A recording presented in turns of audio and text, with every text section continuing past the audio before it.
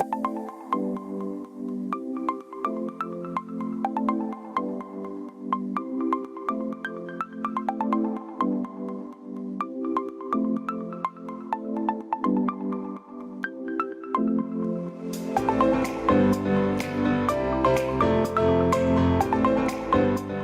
my name's Carol Ricard, and thank you so much for tuning into this episode of the show. I am super excited, and I actually feel super grateful because I have a really wonderful guest who's going to be joining me today. Her name is Theresa Brown. She is a New York Times bestselling author and also has written a really incredible book that I'm hoping we'll get to learn a little bit more about. I'm not spoiling anything. So without further ado, let me bring in Theresa. Hi, Carol. Thank you so much for just taking the time out of your busy schedule to join us. So how I like to start this show is just asking people to share, what was their life like before cancer kind of showed up? It's a great question. And I love your, image that says I'm not cancer because that's so important. Yeah. So I have 3 kids. I was working as a nurse in home hospice and also a writer about healthcare and nursing. And I'd been doing all those things for a little over a decade. And my twin daughters had just started college. So I was confronted with an empty nest, and it felt like an amazing opportunity. Like, wow, am I going to do more clinical work now? Am I going to write more? Am I going to become an advocate in a really organized, official kind of way? And I was so excited about, much as I loved my kids and loved having them in the house, about having more space and time. And, I did not have breast cancer patient on that list of opportunities, but it found me anyway. And instead of thinking about, wow, how do I want to expand my life? I was suddenly thinking about, wow, am I going to lose my life? Just not where I wanted to be. It's, what? I love the fact that, shared with everybody about kind of looking forward to the empty nest. As a clinical social worker, you read about and people fear this empty nest, but already I love sort of your approach to life. And that is, what is it bringing me? And the opportunity that it actually, the kids kind of moving out on their own actually provided you for. Thank you. And they went to University of Pittsburgh, and I live in Pittsburgh. So, we were going to have dinner every Sunday, but still, right. Yeah. So they actually were living in the dorms, like kind of. Oh, what a great experience for your children too. I'm always nervous about people who live at home and kind of do college because I feel like they miss out on a lot of the experience too. I think that can be true. And for me, I was so glad they were local. And our son was in his senior year of college, I think. No, junior year of college, also at Pitt. But I was so glad they were local because I think I just couldn't imagine having to call and say, hey, I have breast cancer. And, that way they could see me, they could see she's doing it. Like, it's hard, but their imagination didn't fill in the blanks is what I'm trying to say. Yeah. And I think that's, like the way things just sort of take over. I took it from your description that it was kind of like you, like other people, sort of just felt like your life was completely turned upside down within the utter of a few words. And that I know this, but I want to ask you, can you share a little bit about how it was that you came to have your diagnosis? Because I'm always amazed to hear people's different stories of how they kind of, some people directly and other people really this roundabout sort of way. Could you share a little bit about that with us? And that's a really, I'm going to make a sidebar point. That's a really important detail, more than a detail, but I would say, right, everyone's diagnosis story is different. Everyone's cancer story is different. And so when we try to make someone's cancer story mean something that it doesn't, that's problematic for them, for patients. So I encourage people, try to listen rather than think you know what you're going to hear, because having cancer is different for everyone. But yeah, how my diagnosis came was, I'm part of a study, or I was, the study ended, but that looked at mammography with ultrasound. So I had gotten called back after a mammogram, which was not unusual for me. And this time I had actually conquered my anxiety, said, there's no need to worry until there's a reason to worry. I'm not going to freak out about this. I'm just going to go and do it. It's going to be fine. So famous last words, right? And I had the mammogram and then the ultrasound, and it was diagnosed on the ultrasound. So I'm lying there in this semi-dark room, and it seemed like the radiologist was taking a really long time. And I thought, why is it taking her so long? And, and then I thought, oh my God, I think I know why it's taking her so long. And then she said, I see a mass. And it was terrible. It really is terrible. And you don't know 100%. People listening may or may not know this. You never know 100% from a scan whether you have cancer. I had to wait for a biopsy, but she was pretty sure, and it turns out that she was right. So to me, that's the moment of my diagnosis, and then it got confirmed the next week by a biopsy. And a really hard thing for me was I started crying, just having tears leak out of my eyes. And then actually when she left the room, I sat up and started sobbing. And I thought, oh my God, I have cancer. This is the end of my life, which obviously it wasn't, right? But it speaks to how terrifying the diagnosis is. It's so scary. And I had worked with very sick cancer patients my whole nursing career, or hospice patients. But when it's you, it's very different than it being someone else. Yeah, and you had, like you said, you had been an oncology nurse, right? Um, and I think that your points are so valid, in that there is no one size fits all when it comes to cancer diagnosis or even cancer treatment. Um, that it really is a super individual thing. And what I was struck by was the words, that you heard, and I, about seeing the mass, as opposed to, I remember hearing from my doctor, and it was for a whole different reason. I actually had some spotting, thought, okay, let me go in, let me get this checked out. She did a procedure, thought it was one thing, and then it was only when the results came back, the pathological results. And, and at least she didn't say, oh, Carol, you have cancer. She said, this is cancer. Wow. And so I don't know. The wording to me was kind of different, because my brain didn't latch into that I am.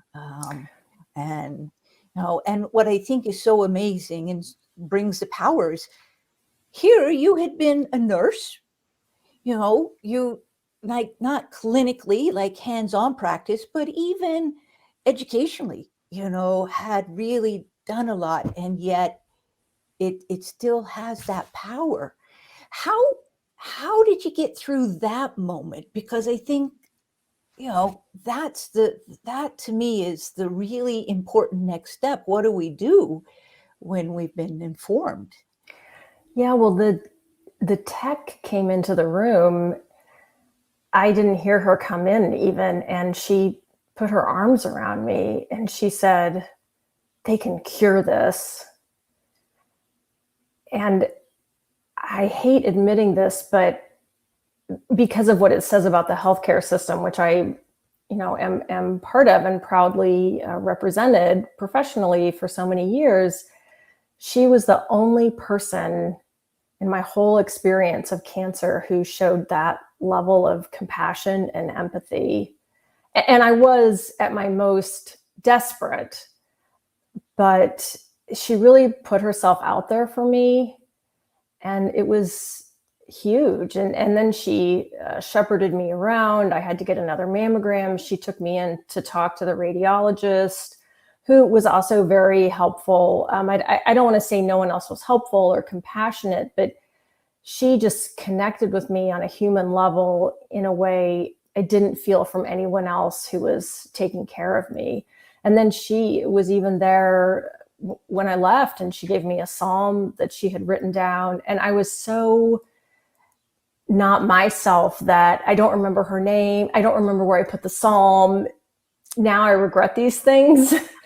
But it was so wonderful. It really was just so generous of her, really.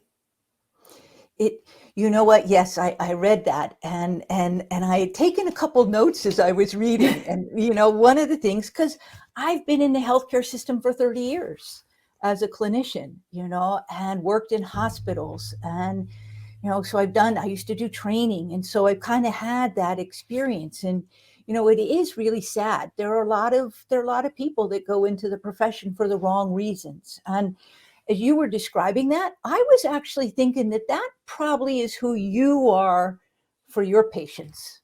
That is what they get and they feel from you. And in a way, I consider her your guardian angel. Oh, that's Kind of just so showed up. sweet. But I think is you, not the patient, but is certainly, the nurse. That's, I think, the role that you've probably played in so many other people's lives. And Oh, that's and I just want to say thank you, because I know that nursing, can be a very difficult, challenging job. And it's not the patients, it's all the other stuff that you got to put up with behind it, right? exactly. Yeah. And actually what you're saying is the context for why I wrote Healing, the book, because I thought as a nurse, yes, I cared so much, and I knew the people I worked with cared so much. Yeah. And yeah, we knew there are glitches and problems with the healthcare system, but I thought our caring kind of papers over that, right? Like, we make that okay. And then when I became a patient, I realized, no, nothing can make that okay. And to give people an example, they after the ultrasound, and the doctor said, you won't leave here without a biopsy, right? The biopsy I had to have to get the diagnosis. So I went to sit down to schedule a biopsy, and I had tear streaks on my face, and I'm sure I looked like it was the worst day of my life, which it was. And no one came. And then the receptionist came by and said, oh, you just missed her. She leaves at 3. And I wanted to hurt that person, which is not a way that I feel ever. And what happened in that moment was not just, oh, I didn't get to schedule my biopsy, but this faith I had that the system, quote unquote, was going to look out for me, cared about me, was going to help me through this. It was not going to be there. And I had similar moments throughout my treatment. And I feel like every single one of them, someone could maybe look at and say, well, I get it. You were really upset, but come on, is that so terrible? And, of course, none of these individually are so terrible, whatever that means. But you're suddenly confronted, or I was, and the feeling also, with, am I going to die? What is going on here? My body has betrayed me. I don't even know what I have at this point, And the radiologist at that point was looking at 2 different areas for biopsies, and that sort of introduced the idea of, could I have 2 different cancers because they looked really different? And that's very scary. And to just, oh, she leaves at 3, you just missed her. Wow. It's not good enough. Yeah, it's, what, your experience is very similar. And I don't know, I think of it as maybe, because we do expect more of the system, right? To really kind of want to be there and believe in the system. that it's going to kind of serve the patients that we're working with. And I have to tell you, my surgeon was fantastic. I got hit with a gut punch though after the Mm. surgery, because surgery said, okay, Carol, everything looks really good. The only way you'd know was the biopsy. Well, guess what? Comes back the pathology report, and now it's stage 3 because they actually found in one of my ovaries some cancer. And she was wonderful, like just so embracing. Her staff was great. The navigator took me down, first took me to chemotherapy. It was my hospital where I worked. And I walked in and I was like, oh my God, this is like so unprofessional. Like it. And Wow. then I went down to the radiology and it had that different feel. Like it really was that very warm, caring. And I went to 3 places. I got a third opinion, quite honestly. Oh, good for And you. yeah, and I really encourage people, is like, if you don't have trust in who's treating you, then you need to go look and get another opinion, because that trust is so critical. Hmm. Um, don't you find, and especially having, kind of been on both sides of the coin, as I like to say. Oh, definitely. Yeah, I went to 2 different surgeons, ended up, as I write in Healing, the one who was less warm and fuzzy, but an excellent surgeon, a really, really excellent surgeon. And I still haven't solved that conundrum for myself, because his most important job he does when people are unconscious. So is the fact that he's socially weird, and it's definitely not ideal, but I still haven't resolved that for myself, as I hope is clear if people read the book. But Yeah. yeah, but I recently ended up switching medical oncologists, because there's a whole long story about the medication I was on, and it's complicated and not really that interesting. But I switched because I didn't like how my former medical oncologist handled it, and the new one, I just said, I am not going to keep taking tamoxifen. I will not do that. And they listened to me and worked with me. And I don't know if they were already like that. I don't know if they felt like Theresa Brown is going to do whatever she wants. It doesn't matter though. They adapted. Yeah. And because of that, I feel really positively about that. And we talked about risk benefit. It wasn't just like, I will not take tamoxifen, and Yeah. they said, okay. Yeah. We talked about, what does this mean for me, and the risk to me of not doing that was actually very low. And now I'm on a different drug. But we worked it out. It wasn't just, okay, here's what you're going to do. Oh, you don't You want to know do what? that? Wow. Huh. Well, what you discovered was a collaborator, a partner in your health, rather than, as I like to, and God knows I've worked with many of them, you probably more than me, is what I like to call the dictators. And that, Carol, you will do that. And I have to tell you, one of the other things that I wrote down that I so could relate to, and it caught my attention, was being the easy patient, and kind of that cost. And I Mm-hmm. just wondered, could you talk just a little bit about that? Because it's just, I think it's something that people may not be aware of, but it's so important for them to be aware. Yeah, I'm glad you asked about that. Actually, so many people who have interviewed me have asked about that. And so I agree, it is important to get the word out.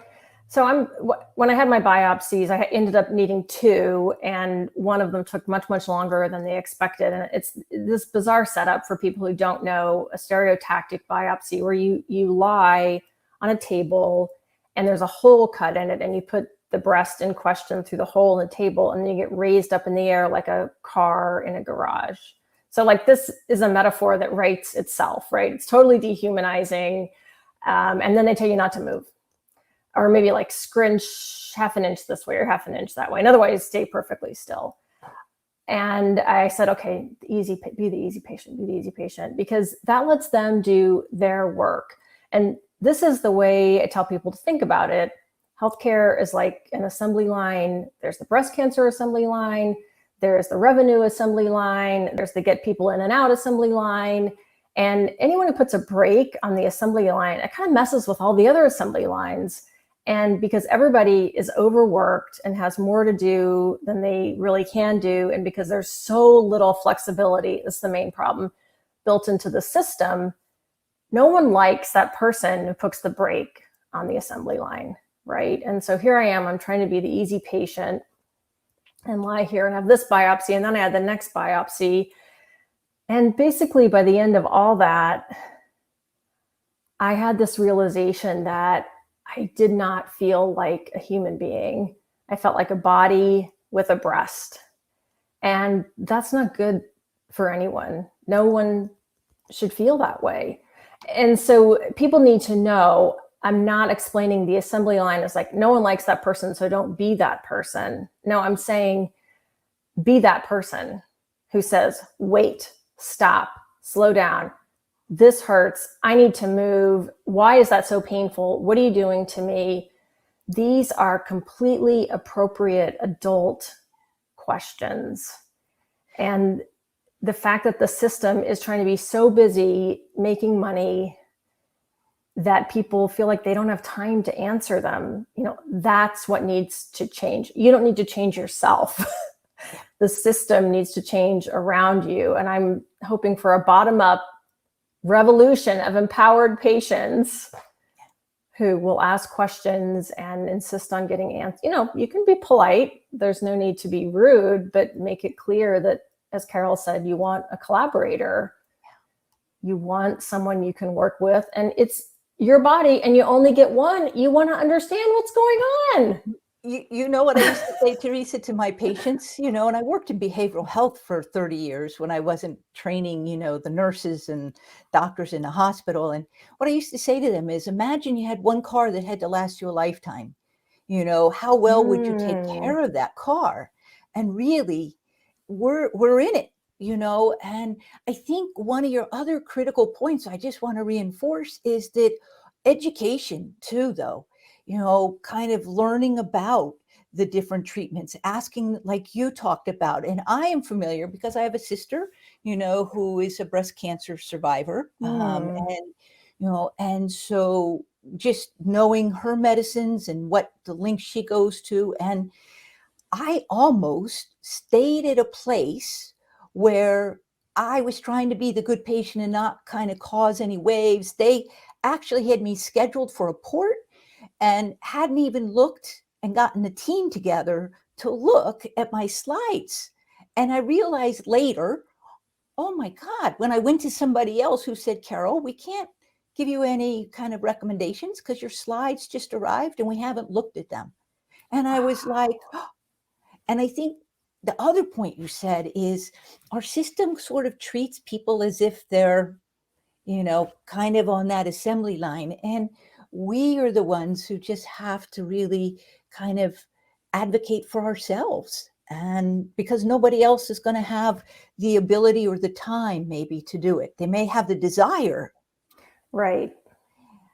But, and right. And, we really saw this during COVID, how there's so little flexibility. I mean, that was doctors, nurses, everyone in healthcare when there was a COVID surge, just hanging on by the skin of their teeth, not going to the bathroom, not eating, fearing for their lives.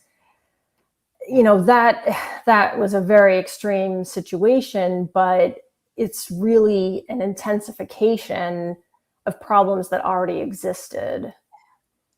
Which is stress is a magnifier, and all it does is highlight what's already there. And so the weak spots in the system were already there, and COVID just really kind of brought glaring to that. I just really want to encourage people, get Theresa's book. I mean, I just love the way you write. It's just showing, you know what it is? You have this very engaging style. Thank you. And, it just really kind of captures and holds you. I hadn't even gotten all the way through it, and I was still doing even a little bit reading. I'm like, okay, I got to go. I got to go. I got it. No, but, and really now, believe it or not, we actually just have like about 3.5 minutes left. It just, oh my gosh. Yeah. Doesn't it fly by? It does. Yes. You kind of, have shared quite a bit so far. I'm I'm wondering, is there one thing or more than one thing, in addition to what you've already shared, that you would sort of, kind of pass along to others, that might be, something that they could use on their journey, in addition to what you have? Definitely. Well, I actually looked at research and talk about it in the book. Some I found on my own, some I found in a book called Compassionomics, that compassionate care gives better outcomes, can save money for hospitals.